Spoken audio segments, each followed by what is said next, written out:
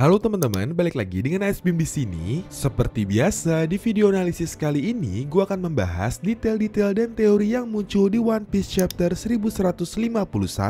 Dari mulai bagaimana sih sebenarnya cara kerja kekuatan Imu? Apakah Killingham adalah seorang fishman? Kenapa ada Zunesa di sini? Hingga menganalisis siapa sih Mosa sahabat Loki. Oke, sebelum mulai jangan lupa like dan subscribe dulu ya kalau kalian tertarik dengan info, analisis, dan teori-teori soal One Piece. Oh iya, gue juga mau berterima kasih kepada Syaka, Mangki di Suharto, Rahmat Hambali, dan PLS Leopard karena sudah traktir via Saweria. Kalau kalian mau traktir juga bisa scan di sini atau klik link yang ada di komen ya. Oke, yuk kita mulai pembahasannya. Seperti biasa kita mulai dari cover story dulu. Ternyata kisah perjalanan ziarah Yamato belum selesai nih di chapter sebelumnya. Cover story kali ini kita bisa melihat Yamato yang ikut turnamen sumo di Hakumai. Sejujurnya menurut gua cover story ini nggak menjelaskan apa-apa dan gue jadi bingung kira-kira mau dibawa kemana arahnya. Oke, kita lanjut ke cerita utama ya. Melanjutkan dari chapter sebelumnya, chapter ini dibuka dengan para raksasa yang berusaha meyakinkan Dori dan Brogy agar tidak membunuh Jarul. Salah satu detail menarik yang ada di panel ini adalah tangan Brogy yang terlihat tidak kembali pulih setelah ditembak oleh Imu di chapter sebelumnya. Hal ini bisa memberikan kita informasi bahwa sepertinya kekuatan regenerasi yang diberikan oleh Imu hanya akan bekerja jika seseorang sudah dikendalikan atau berada di dalam kontraknya. Momen ini secara nggak langsung juga ngasih kita clue bahwa mungkin luka-luka di tubuh Gorosei didapat sebelum mereka kontrak dengan Imu. Oke, lanjut. Selain itu, di momen ini kita juga mendapatkan panel yang menurut gua menarik banget untuk dibahas, yaitu ketika raksasa bernama Tallman berhasil dikendalikan.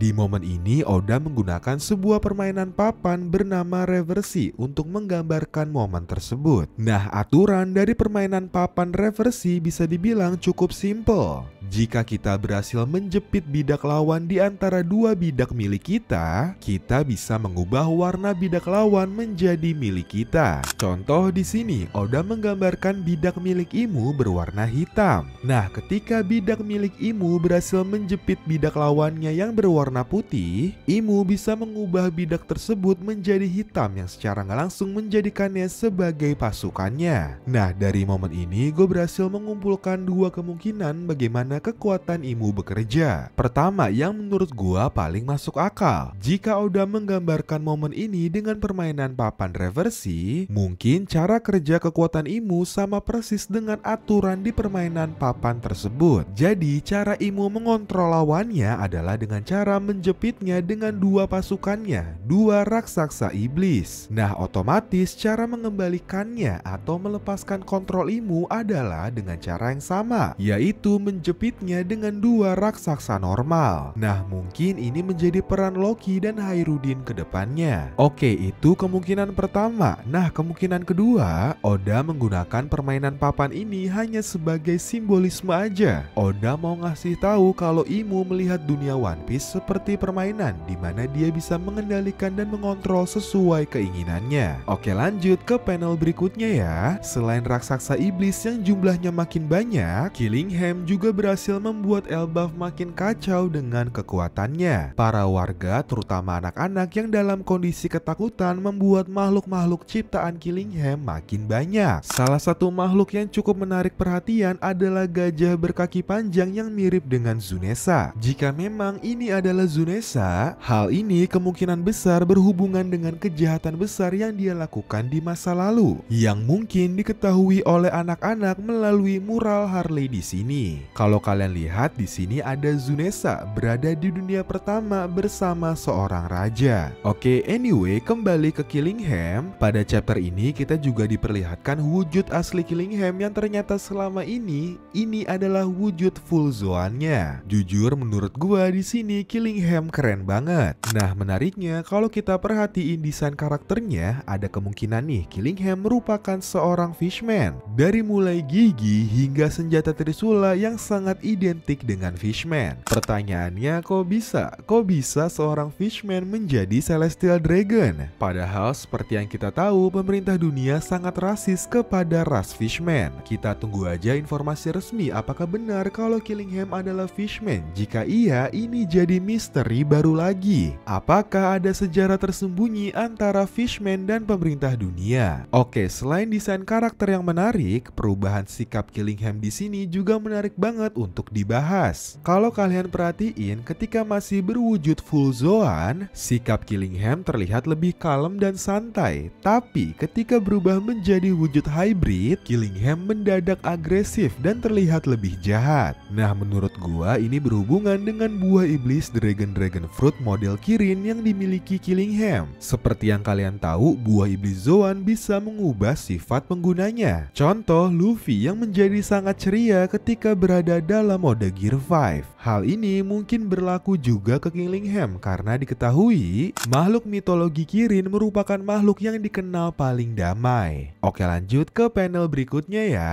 Ketika Holy Knights dan Imu berhasil membuat Elbaf berantakan, di sini Imu mengatakan hal yang cukup menarik. Imu mengatakan bahwa Harald telah melakukan sebuah blunder yang membuat Imu gagal menguasai Elbaf sejak lama. Jujur, momen ini membuat karakter Harald jadi makin misterius dan makin membingungkan. Di analisis sebelumnya, gue mengatakan bahwa Harald sepertinya dikendalikan oleh Imu seperti halnya Dory dan Brogy. Tapi setelah gue pikir-pikir lagi, Harald dan Imu memiliki tujuan yang sangat berbeda. Harald adalah raja yang merevolusi Elbaf menjadi lebih kalem dan dalam tanda kutip berilmu dengan cara membangun sekolah dan perpustakaan. Hal ini yang membuat generasi baru tidak memiliki semangat bertarung seperti generasi lama. Nah, sedangkan Imu ingin Elbaf kembali menjadi pejuang, makanya dia meminta perpustakaan dan sekolah di Elbaf dihancurkan. Jika Harald di bawah kendali Imu, harusnya Harald nggak bisa dong membuat keputusan yang bertentangan dengan Imu. Jujur, gua penasaran blunder apa sih yang dilakukan Harald dan sebenarnya Harald ada di pihak siapa? Coba komen menurut kalian, kira-kira blunder apa sih yang dilakukan oleh Harald? Oke, lanjut ya. Ketika kelompok Nami, terutama Jinbe yang terlihat sangat gak berguna, kita diperlihatkan Chopper yang dengan sangat heroik berusaha menyelamatkan Gaban. Momen ini sekaligus menjadi transisi ke Underworld di mana Luffy dan Loki berada. Ketika Chopper jatuh, ada dialog yang menarik banget nih dari Luffy. Di sini Luffy bertanya-tanya, kok bisa dia tahu bahwa yang jatuh adalah Chopper? Nah, bahkan kalau kita kembali ke chapter awal-awal di mana Luffy bertemu dengan Loki untuk pertama kalinya, sebelumnya juga ada momen yang mirip di mana Luffy jadi satu-satunya orang yang bisa merasakan keberadaan Loki di dunia bawah. Sepertinya Luffy secara nggak sadar berhasil meningkatkan kekuatan Ken Bunshoku Haki miliknya. Atau kemungkinan lain, Luffy berhasil meningkatkan kekuatan Voice of All Things yang dimilikinya. Oke, anyway, ketika Luffy, Zoro, Sanji, dan Hairudin mencari lokasi Chopper dan Gaban, kita diperlihatkan Loki kembali berbicara dengan Mosa melalui Denden Mushi. Di sini terlihat Mosa mengucapkan perpisahan kepada Loki karena ada masalah buruk yang pernah terjadi sebelumnya. Dari momen ini langsung muncul pertanyaan, siapa sih Mosa? Nah, jika kita coba analisis percakapannya dalam terjemahan bahasa Inggris, Mosa diterjemahkan sebagai Shaggy yang artinya Mosa mungkin hanyalah sebuah julukan, bukan nama. Terjemahan Shaggy kemungkinan besar berasal dari istilah bahasa Jepang, Mosa yang artinya berbulu atau rambut lebat. Hal ini jadi cocok jika kita lihat dari Denden Mushinya. Nah, selain itu, karena Loki menyebut Mosa dengan Mosako, ada kemungkinan Mosa merupakan seorang raja, bangsawan, atau bahkan pangeran karena Kou bisa diterjemahkan sebagai tuan atau yang mulia. Menurut kalian siapa sih Mosa dan momen buruk apa sih yang dimaksud Loki di sini? Oke, sebagai penutup analisis kali ini, di akhir chapter kita juga dapat informasi bahwa ternyata Gaban dan Rayleigh juga sepertinya bermusuhan seperti Zoro dan Sanji, terutama dalam memperebutkan posisi orang terkuat kedua di dalam kru. Oke, itu dia analisis dan teori yang ada di chapter 1151.